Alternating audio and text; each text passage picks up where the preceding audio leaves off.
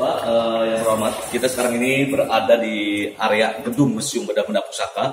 Kita bisa melihat di sini seperangkat berbagai macam benda-benda pusaka, di antaranya dari zaman Kerajaan Kalupakuan hingga zaman Pajajaran, hingga zaman keturunan dari Pajajaran yaitu Pangeran Cakrabuana. Dan Sunan Gunung Jati, di sini ada Kujang dan macam-macam, juga tertulis semua nama-namanya. Selain tempat kerikil ini, 1 tahun sekali sering ada ritual tertentu, yaitu pencucian senjata-senjata pusaka yang dilaksanakan pada tanggal 1 Muharram ataupun pada tanggal 1 Suro kemarin. Oh, kemarin ya, 2 bulan yang lalu. 2 bulan yang lalu, ini sudah memasuki bulan Maulud. Ini ada juga tradisinya nanti. Itu tradisi namanya Panjang Jimat, Muludan. Nah, ini mengarak berbagai macam senjata pusaka. Dan ada berupa makanan khas Cirebon, berupa makanan tradisional di sini. Itu namanya makanan tradisional itu namanya panjang jimat ataupun nasi jimat. Nasi yang dibuat oleh para perawan sunti atau wanita yang tidak pernah menikah seumur hidup beliau, yang diutus oleh raja untuk membuat nasi dengan cara dikupas satu-satu dari padi menjadi beras. Itu insya Allah akan dilaksanakan dari mulai tanggal 1 Mulud hingga tanggal 12 Maulud nanti. Nah, selain ada benda-benda pusaka juga di sini ada peti. Ada peti untuk menyimpan busana pakaian yang merupakan bawaan dari ibunda dari Sunan Gunung Jati, yaitu peti menyimpan busana pakaian yang terbuat dari kayu, di mana dilapisi juga oleh mutiaranya di sini. Kalau di samping ini adalah peti juga menyimpan pakaian, tapi dibawa oleh salah satu istri Sunan Gunung Jati yang bernama Putri Ong Tinio, yang merupakan putri Kaisar Yunglau. Dan di samping ini ada replika lumbung padi yang terbuat dari kepengan uang logam zaman Cina. Dan di atasnya juga ini ada sketsa ukiran, namanya ukiran dari Mantingan, yang menggambarkan peradaban kitab suci Kama Sutra dari India. Mantingan Jepara. Jepara ya, di perbatasan Jawa Tengah dan Jawa Timur kalau nggak salah. Mantingan itu. Oh, Mantingan Rembang. Kalau Rembang gitu. Ya, berarti masuknya itu ya. Nah, ini yang menjelaskan tentang tata cara orang suami istri berhubungan badannya. Nanti kelak akan terciptanya KB, 2 anak saja cukup, laki-laki dan perempuan. Ini dibuat pada tahun 1510. 1510. Ya. Dan ini ada pedang pelantikan untuk melantik para prajurit bukan dari Jawa, bukan dari Kesultanan, tapi dari salah satu jenderal Inggris, Jenderal Daniels. Ya. Ini Inggris kalau nggak salah, jenderal dari Inggris yang melantik untuk para prajurit beliau. Kalau yang di sampingnya ini ada senapan-senapan double up, bukan untuk berperang tapi untuk berburu saja. Oke. Ini masih meriam. Meriam ini pemberian dari warga Cina. Ini sebagai hiasan sebetulnya. Cuma banyak yang berversikan bahwa ini peluru meriam, tapi saya yakin bukan seperti ini peluru meriam. Kalau ini senjata dari para panglima perang di Cirebon di sini, namanya juga ada pedang sahabat dan sebagainya. Ini sudah tertera semua. Ya. Dan ini juga sama. Kenapa ini nggak mau disarungkan? Mungkin ada versi yang mengatakan di sini bahwa ada pedang-pedang ini kenapa nggak disarungkan? Ini biasanya khorin atau khodamnya nggak mau disarungkan. Makanya 1 tahun terakhir kenapa harus ada pencucian? Ya inilah fungsinya seperti itu. Dan ini ada kereta utama, ikon dari Kota Cirebon, ikon dari Keraton Pasepuan. Ada kereta yang lebih dikenal dengan sebutan kereta Singa Barong, yang dimana kereta ini dibangun atau dibuat pada tahun 1549 Masehi oleh keturunan Sunan Gunung Jati yang bernama Pangeran Angkawijaya atau Pangeran Losari. Arsiteknya bernama Penembahan Losari juga, dan pengukirnya bernama Ki Nataguna. Kereta ini ditariknya tidak menggunakan kuda, tapi menggunakan 4 ekor kerbau albino. Kerbau bule. Kiai Slamet itu. Kiai Slamet. Nah, yang di Jawa itu namanya Kiai Slamet, tapi sekarang keturunannya. Karena Kiai Slametnya konon sudah mati. Karena dibunuh oleh salah satu oknum di sana, keturunan di sana. Yang kedua, kereta ini bahan kayunya terbuat dari kayu laban. Kayu laba itu kayu apa? Kayu laban itu kita kenal mungkin kayu sonokeling. Kayu keling. Iya. Di mana kayu ini dilapisi oleh serbuk intan dan mutiaranya. Kalau kita perhatikan banyak ornamen glitter-glitternya atau bling-blingnya. Ini adalah campuran intan dan mutiaranya. Bentuk keretanya yang merupakan perpaduan 3 unsur agama. Ini ada 3 binatang di sini, 3 hewan. Ada sayap dengan badan berbentuk seperti burung, yang melambangkan bahwa Cirebon ini bisa bersahabat dengan negara Arab yang beragamanya Islam. Ada kepalanya naga, karena Sunan Gunung Jati merupakan salah satu istrinya dari negeri Cina. Naga sangat dihormati dan dipuja di daerah Tiongkok. Bahwa Cirebon ini bisa bersahabat dengan negara Cina yang beragamanya Buddha. Ada belalai gajah. Belalai gajah ini adalah simbol bahwa Cirebon ini bisa bersahabat dengan negara India yang beragamanya Hindu, Ganesha. Karena pengikut Sunan Gunung Jati ada salah satunya dari Keling. Keling itu satu wilayah di daerah India. Keling itu artinya hitam. Makanya pengelola yang ada di makam Sunan Gunung Jati itu dari Keling. Ada juga kecamatan di Jepara dia. Ada juga ya Keling juga. Ya. Tapi itu banyak kan bawaan dari daerah India. Makanya Kalingga itu bukan ya? Kalingga. Betul, dari Kalingga India itu ya. Dari tiga kebudayaan ini, maka terciptalah senjata yang lebih dikenal dengan sebutan Trisula. Tri, tiga, sula tajam. Yang dimaksud bukan tajamnya senjata, tapi tajamnya alam pikiran manusia. Cipta, karsa, rasa. Keunikan dari kereta ini apabila berjalan, yang pertama sayapnya ini akan mengepak seolah terbang seperti burung. Lidahnya pun akan menjulat masuk seperti ular. Bodi kendaraan pun akan bergoyang. Arsitek orang zaman dulu sangat canggih sekali. Karena rodanya juga sudah bisa dibikin power steering bisa berputar kurang lebih 90 derajat. Di mana digunakan oleh sultannya saja pada saat melaksanakan acara ritual setiap tanggal 1 Muharram ataupun tanggal 1 Syuro. Masih dipakai nggak sekarang? Tahun 1942, kereta ini sudah tidak boleh dipergunakan kembali. Karena dua faktor alasan. Yang pertama, kereta ini penariknya sudah tidak ada. Kerbau bule di Jawa sudah jarang. Yang masih ada di Tanah Toraja dan Solo. Malah di Tanah Toraja diperjualbelikan cuma lumayan mahal harganya. Satu ekor kerbau bule konon bisa mencapai miliaran. Kalau di Solo nggak mungkin kita dibeli. Nah itu. Kedua, apabila dipergunakan kemungkinan rapuh. Makanya tidak boleh dipergunakan kembali, tapi menggunakannya apabila itu replikanya. Ada replika di belakang yang dibuat pada tahun 1995 yang biasa dipergunakan dalam rangka acara kirap keraton ataupun festival keraton se-Indonesia. Di mana kereta ini sangat canggih.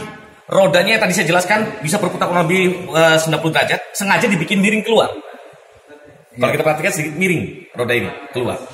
Artinya apabila jalan dalam keadaan becek tergenang air tidak masuk ke dalam bodi kendaraan tapi keluar dari roda-roda tersebut. Itu kecanggihannya dari kereta ini. Nah, kereta ini hanya dinaiki oleh sultannya saja. Permaisuri Raja nggak boleh menggunakan kereta ini.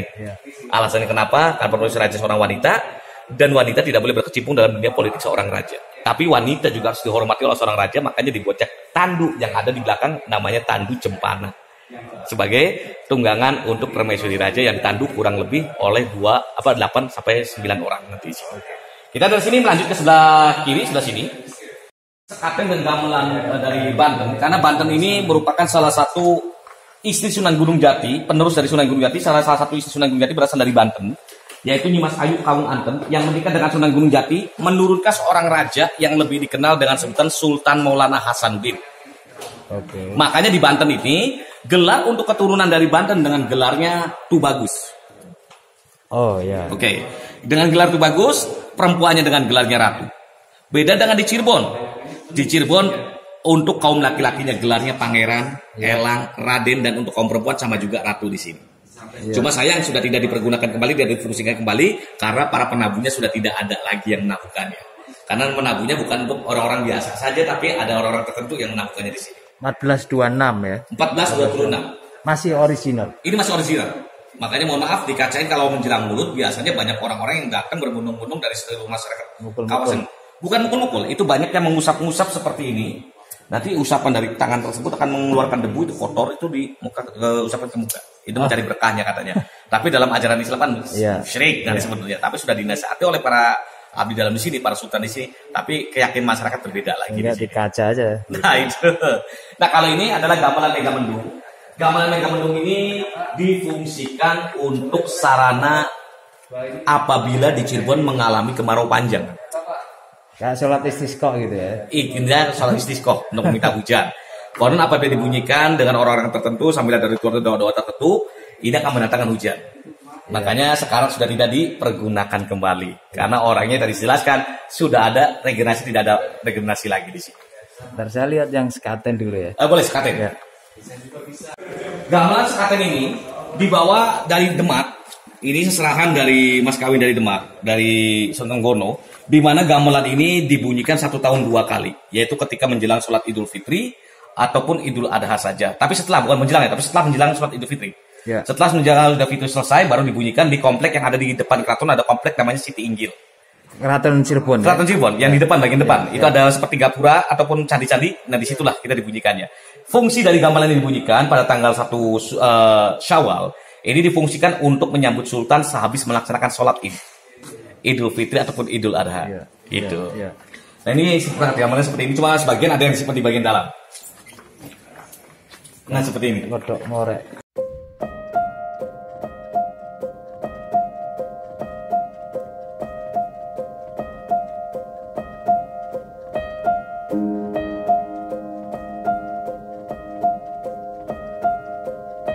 Peninggalan Sunan Kalijaga ya. Peninggalan dari Sunan Kalijaga, tapi bawaan dari seserahan Raja Demak di sana. Sultan Trenggono waktu itu. Mas itu Sultan Trenggono itu. Ya. Nah ini juga sama peninggalan dari para penggawa Keraton Cirebon di sini. Cirebon Tengah. Nah ini gambaran megamendungnya. Dan di samping dari gambaran megamendung ini juga terdapat satu peti, di mana peti ini yang menyimpan berbagai macam bentuk wayang. Di antaranya ada wayang kulit. Wayang kulit ini biasa diperagakan pada masa zaman Sunan Kalijaga untuk sarana penyebaran agama Islam. Jadi apabila wayang kulit ini diperagakan, dipentaskan, orang-orang yang beragama non-muslim itu wajib membayar tiket. Kita kenal sekarang tiketnya. Wajib membayar, tapi membayar bukan dengan uang, bukan dengan beras, tapi dengan mengucapkan 2 kalimat syahadat. Makanya hingga saat ini masih disakralkan. Kenapa dikunci? Ya mungkin ada mitos yang mengatakan kalau nggak dirawat ini takut berbunyi sendiri, walau bisa waf lah di situ ya. Jadi bisa berbunyi sendiri. Makanya setiap Jumat Kliwon ini sering dicuci. Jumat Kliwon ini. Setelah melaksanakan acara sebelum sholat Jumat dibersihkan dulu, tapi bukan dicuci, maksudnya dengan apa, kuas dan sebagainya. Sebulan sekali ya. Sebulan sekali. Gitu. Nah juga sama.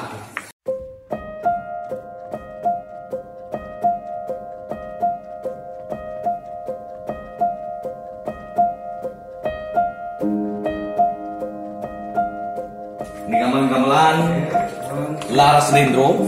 Ini juga untuk peragaan biasanya di Cirebon ini untuk peragaan pemanggilan hujan juga di sini.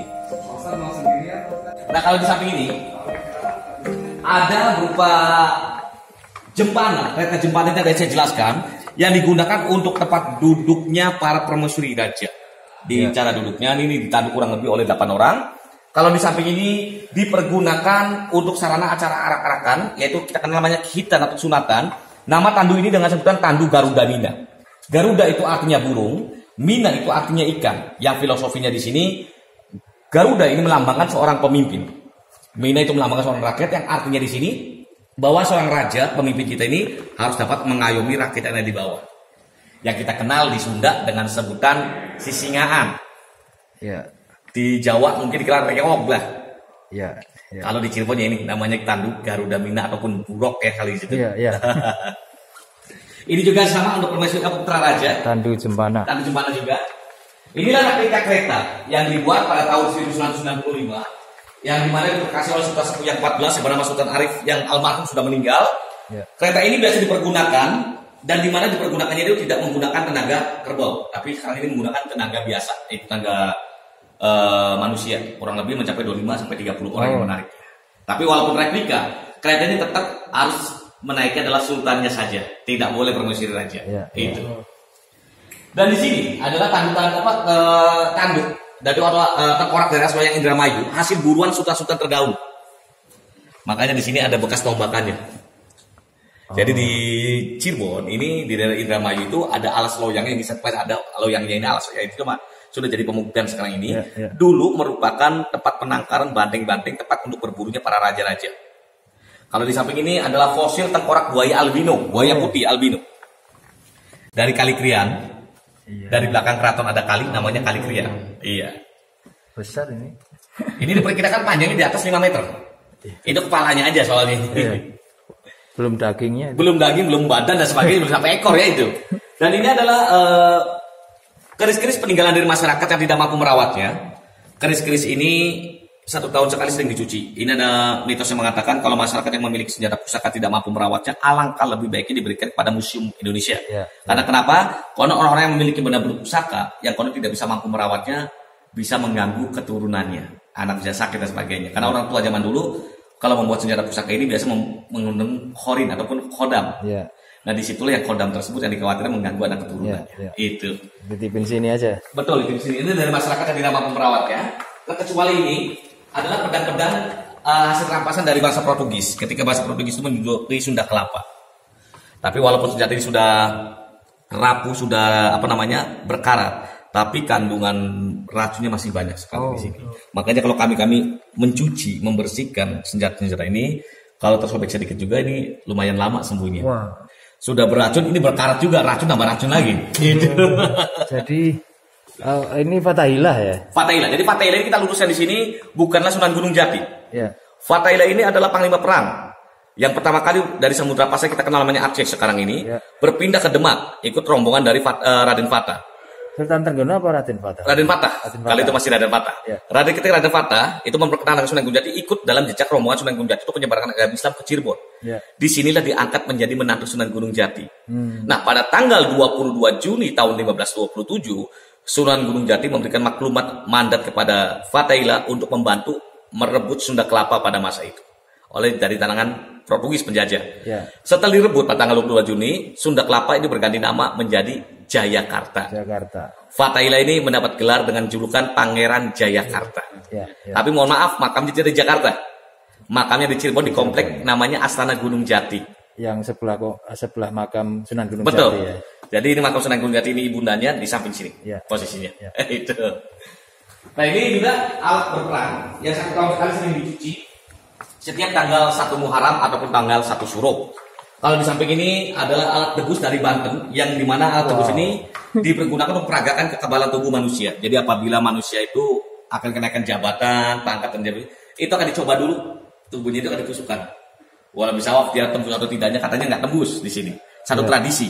Dan di mana ketika nggak tembus, berarti dia udah kebal seperti senjata apapun. Akhirnya naik sampai tingkat yang paling tinggi nantinya. Ini ya. Betul. Ini urutan dari kecil setengah terus sampai yang gede. Ngeri. Kalau di bawah ini bukan peluru untuk meriam, ini peluru bandil. Kita mungkin kenal sekarang ini ketapel. Tapel ya. Kalau dulu mah digunakan untuk biasa dililitkan, dilempar-lemparkan seperti itu. Gitu. Kita lanjut ke sini. Kalau ini ada tombak cis. Tombak cis ini tombak untuk mengiringi khotbah Jumat. Ya biasa kalau orang tua orang zaman dahulu itu sudah ada khotbah Jumat. Pada zaman wali itu diiringi. Itu. Sekarang tongkat ya. Sekarang tongkat sekarangnya. Dulu mah tombak harusnya itu. Masjid NU biasanya. Iya betul. Nah ini juga ada tulis dari masyarakat juga sebetulnya. Dan ini ada salah satu senjata pusaka bukan dari Jawa, bukan dari Cirebon. Ini namanya mandau. Dari Kalimantan, seserahan dari orang Kalimantan. Yang dimana senjata ini sangat mungkin menurut Kalimantan ini sangat mengandung kodam sangat tinggi sekali. Menurut tradisi orang Kalimantan, kita lihat seperti ada gigi-giginya ya. Oh iya. Ada gigi ya. Ini ada gigi. Dan di sini ada rambut-rambutnya. Kita perhatikan di atas ada rambutnya. Saya padamin rambutnya. Konon yang sudah ada rambut seperti ini sudah memakan orang. Sudah bekerja. Makanya itu. Makanya mungkin kalau kita waktu tragedi Sampit kalau nggak salah tahun 2001 kalau nggak salah ya. Itulah senjata pusaka dari Kalimantan banyak yang datang gitu itu. Oke, mengerikan itu. Mengerikan juga. Kali ini adalah tempat lilin kristal dari negeri Prancis, di mana lilin ini dahulu tidak mengenal namanya listrik, tapi menggunakan berupa sumbu dengan minyak kelapa di sini. Oh. Iya, ini kalau kena cahaya matahari ini warna-warni seperti pelangi pantulannya ini. Ini juga untuk acara tempat minum bersama dari orang-orang Eropa, tapi bukan orang Eropa minumnya gede-gede seperti ini, tidak. Tapi mengambil ada gelas kecil-kecilnya seperti ini. Nah itu. Sloki ya itu. VOC ya. VOC. Dan ini adalah kurban untuk anak bayi yang berusia di atas baru menjalankan kaki 7 bulan. Dan ini payung untuk pengiringan para keluarga raja. Nah, ini mohon maaf cuma hanya terdapat berkas-berkas buku tempo dulu. Ini terbuat dari seperti dalam lontar, sebetulnya sudah diperbaiki semuanya. Cuma mohon maaf saya nggak bisa menjelaskan tentang masalah buku ini karena menggunakan bahasa Jawi semuanya di sini. Sanskerta. Kitab tata krama menjadi raja. Ada tata caranya semua. Kitab Adabul Muta'alimin. Sebentar, ini kitab zikir Sunan Kalijaga ya. Iya. Mohon maaf saya nggak bisa menjelaskan karena saya juga belum paham tentang masalah ini. Ini tulisan asli Sunan Kalijaga. Tidak, ini ditulis ulang pada masa zaman Panembahan Tohpati atau Pangeran Mangsakerta, seorang ahli sejarah Cirebon di sini. Itu disalin ya. Disalin kembali. Karena yang aslinya tidak mengenal namanya buku. Daun lontar. Makanya nggak mungkin kalau Sunan Kalijaga menulis di buku. Itu. Tapi menggunakan daun lontar sebetulnya. Itu. Daun lontar itu pernah lihat ya? Belum ya. Belum. Nanti kita cari di Google daun lontar itu apa? Daun lontar. Kalau nggak salah juga kulit daun lontar itu semacam apa ya? Pakainya kulit sebetulnya. Iya, iya. Saya juga kurang paham daun lontar itu. Cuma ada di sini daun lontar sudah hampir rapuh semuanya. Itu makanya dipublikasikan lagi, ditulis lagi dengan ada tulisan-tulisan tangan yang tertentu di sini juga. Itu. Ini bukan Quran ya, kitab ya. Bukan. Ini kitab sebetulnya. Saya juga kurang paham juga ini. Apa pagan ya? Pagan Jawa ini. Arab pagan ya. Ya, Arab pagan Jawa. Kayak tulisannya Diponegoro. Katanya kata Jawa kuno.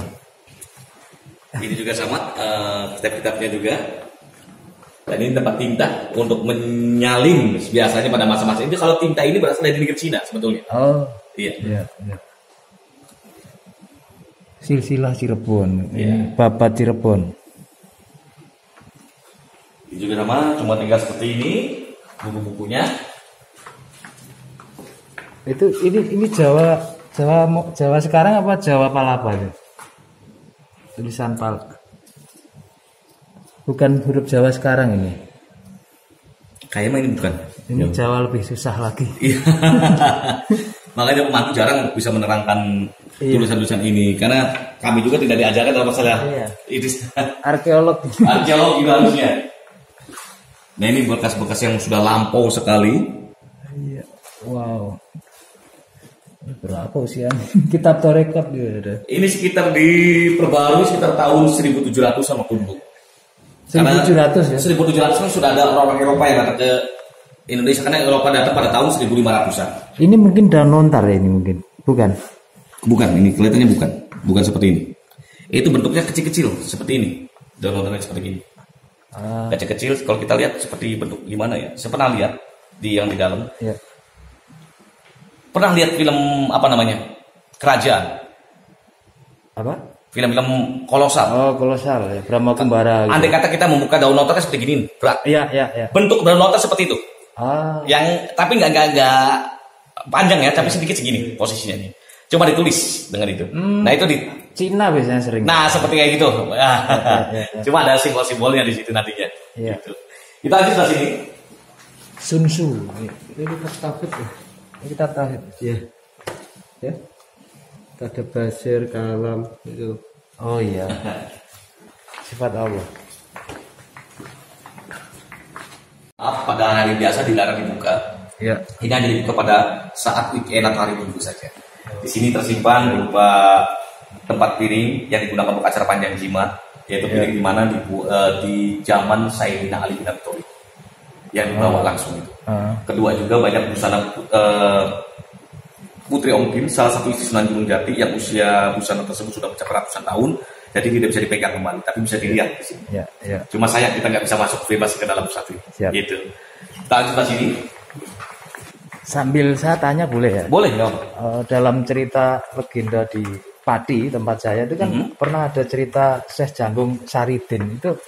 Syekh Jangkung ya, namanya Syekh Jangkung itu merupakan salah satu murid. Iya. Kalau nggak satu murid dari Sunan Kalijaga. Syekh Jangkung itu. Iya betul. Betul ya? Iya. Itu merupakan pengikut dari Sunan Kalijaga. Cuma sayang beliau menyebarkan bendera Pati. Sunan Kalijaga itu mengikuti gurunya yaitu Sunan Gunung Jati untuk menggantikan posisi dari Syekh Siti Jenar. Ya. Karena Syekh Siti Jenar ini mungkin kita orang Jawa pernah paham bahwa Syekh Siti Jenar ini ajarannya sedikit melenceng dari ajaran Islam. Yang dianggap melenceng itu dikarenakan Syekh Siti Jenar itu menganggap bahwa seorang wali adalah Tuhan. Tapi sebetulnya bukan seperti itu. Saya tanyakan itu. Bahwa mengatakan bahwa Tuhan itu berada di dalam diri kita ini. Cuma murid-muridnya inilah yang salah kapraknya. Ya. Makanya di sini ada petilasan Sunan Kalijaga, jaraknya dari sini kurang lebih 3 kilo arah barat. Yang ada kerak-keraknya betul di situ. Insya Allah bisa. Boleh ke sana. Dan ini saya lanjutkan di sini. Di sini adalah baju busana ataupun baju perang atau baju harnas atau yang dikenal namanya baju jira. Ini hasil rampasan dari bangsa Portugis. Wow. Berat satu baju ini mencapai kurang lebih 4 sampai 5 kilo. Satu baju. Oh, ini Eropa banget nih. Eropa. Jadi bukan dari Jawa. Ini hasil rampasan ketika dahulu Fatila masih menduduki Portugis masih menduduki di Sunda Kelapa. Cuma sayang untuk bagian bawahnya nih sudah hancur semua. 1527. Ini kayak lihat film Lord of the Ring nih. Nah ini kalau kita Lord of the Ring ya sama seperti ini Pak. Bahasannya ya itu. Dan di sini ada kursi-kursi hanya modelnya model Eropa. Yang membuatnya asli orang Cirebon. Cuma bahan kayunya terbuat dari kayu sono keling, kayu hitam. Iya. Itu. 1845. Cuma pernah ada peneliti dari Belanda. Ini bukan 1845. Ini diperkirakan di bawah 16. Oh, Iya, karena beliau itu mengetes kayu seperti ini dengan menggunakan satu alat. carbon dating ya. Nah, saya nggak paham itu. Ditempelkan, itu angka tahunnya akan keluar. Iya, iya. Saya baru tahu di situ. Saya makanya menjelaskan itu tahun 18 kan. Makanya ketika saya tahu 16 saya menjelaskan apa adanya di sini. Ya. Itu. Ya. Untuk pembatas di pintu masuk kamar biasanya di sini. Sketsel. Sketsel ya kalau di sini. Sketsel ya. Kalau di Pati. Iya. Kalau ini adalah kulit untuk kereta Singa Barong, di mana kulit-kulit ini biasa dipergunakan penggantian kereta Singa Barong karena ini menggunakan kulit seperti tali-talinya di sini. Tali kekang ya. Tali kekang ya. Ya. Cuma sudah tidak dipergunakan, sudah rusak. Makanya walaupun sudah rusak tetap kami masukkan ke dalam cagar budaya. Tapi asli ya. Ini yang asli seperti itu. Nah, kalau ini adalah kayu-kayu bekas bongkaran Masjid Agung Sang Cipta Rasa yang ada di depan. Ini terbuat dari kayu jati. Itu. Ya. Ini tali kekang juga. Tali kekang juga. Dan ini patung Trimurti Dewa Wisnu. Karena orang Cirebon walaupun beragama Islam tapi menghormati ajaran Hindunya. Ini simbol ajaran dari ajaran Hindu. Ya. Kalau di bawah ini adalah buah bernuk atau buah maja yang menjelaskan tentang sejarah kisah tentang Majapahit. Maja nama buah, pahit rasanya. Kalau yang di tengah ini adalah tempat untuk menyimpan nasi. Kita namanya magicom sekarang ini. Iya, iya, tahu. Kalau di bawah ini sampingnya ini adalah ani-ani alat untuk ngontong padi. Etem kata orang Cirebon di sini. Eteng. Etem. Kalau ini juga sama patung Trimurti yang di bawah ini adalah buah kelapa namanya kelapa jenggi. Kalau kita kenal menurut dunia internasional di sini dikenal dengan namanya kelapa pantat. Kita boleh buka di situs internet Ya, di Google. ya, ya. Nama kelapa pantat ini masih ada. Namanya kelapa janggi yang konon berbuahnya itu mencapai 25 tahun sekali dan isinya dipergunakan untuk sarana pengobatan terkena racun. Oh. Iya. Cuma di Indonesia tidak ada bisa menanamnya di sini. Itu tumbuh di mana dulu? Itu di Afrika. Oh. Di Madagaskar. Madagaskar. Iya. Kalau di samping ini adalah busana putra-putri raja untuk anak-anak raja yang konon digunakan untuk anak-anak yang berusia di atas 18 tahun. Mungkin pertanyaan para pengunjung, Pak, kenapa anak-anak raja kok bajunya kecil-kecil? Ya. Karena dahulu anak raja kalau makan dalam satu hari hanya satu kepala nasi jamblang. Oh. Kenapa satu kepala nasi jamblang? Ini mengajarkan kepada anak raja supaya dewasa harus dapat merasakan penderitaan rakyatnya di bawah. Jangan semena-mena anak raja tidak pernah merasakan lapar sedangkan rakyatnya banyak yang kelaparan. Jadi sekali makanya. Betul, itu mengajarkan sebetulnya di sini. Itu. Kalau di sini salah satu kristal-kristal pemberian dari bangsa Eropa, simbol penghormatan Eropa kepada kerajaan Cirebon. Kalau di sini memperingati ulang tahun Ratu Belanda. Jadi semua raja-raja Cirebon berkumpul di Keraton Cirebon di sini mengadakan acara untuk menghormati Ratu Belanda di sini. Ulang tahun Ratu Belanda yaitu pada masa Ratu Wilhelmina kalau nggak salah. Itu. Apa udah abad 17 ya? Iya. Kalau ini adalah satu perangkat perhiasan pengantin dahulu, cuma ini replika. Oh, ini replika. Replika karena yang asli nggak mungkin disimpan di sini. Oke. Kalau yang asli terbuat dari emas simpan di sini, emasnya sekarang sudah tidak pernah di museum. Jalan-jalan dulu sekarang ini emasnya. Kalau ini adalah salah satu ornamen yang biasa dipergunakan di pinggir-pinggir tempat tidur dari orang Cina di sini. Kalau di samping ini adalah gading gajah, karena di Cirebon ini di samping keraton ada penangkaran gajah. Kita kenal kampungnya sekali di perkampungan namanya Kampung Pegajahan. Kampung Pegajahan. Kampung Pegajahan itu dahulu dipergunakan untuk tempat penangkaran gajah-gajah. Makanya di sini ada perum larangan yang bisa tembus ke Kalijaga. Karena perum larangan itu dahulu adalah hutan belantara yang digunakan untuk tempat berburu para raja di situ. Makanya dilarang untuk kaum masyarakat untuk berburu di sana. Khawatir kena. Nah, betul. Kedua, perum larangan ini kan sudah modern, beda zaman, dijadikan tempat perumahan perum-perumnas sekarang ini. Oh. Iya. Dulu hutan. Hutan dulu, hutan Termasuk yang Kalijaga. kerbau itu ya? Apa tadi bukan kerbau? Banteng tadi ya? Betul, yang di Losarang itu mah. Jauh sekali dari sini. Oh. Indramayu kalau Losarang. Kita lanjut dari sana.